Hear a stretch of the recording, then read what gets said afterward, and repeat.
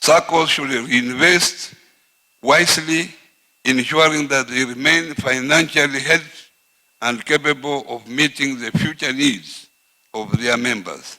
Sustainable dividend practices are a mark of good governance and responsible financial management.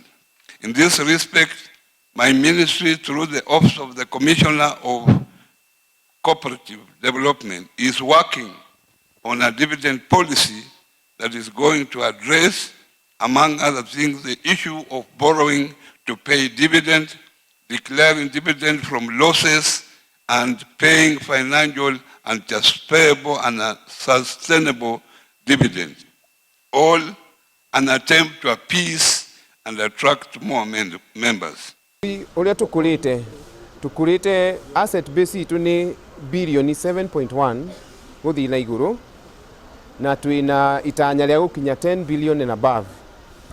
Nigetha tukinye hau ni customer aria itu tukoretwo nao tukimateithia nigetha maga save na ithui na magakomba na tugakorwo tukimatungata na njira ĩrĩa yagĩrĩire magaikara na ithui nao tugathi tugitheremaga na njira ĩyo nene na niyo tuteithĩtie nginya gũkũria asset base itu.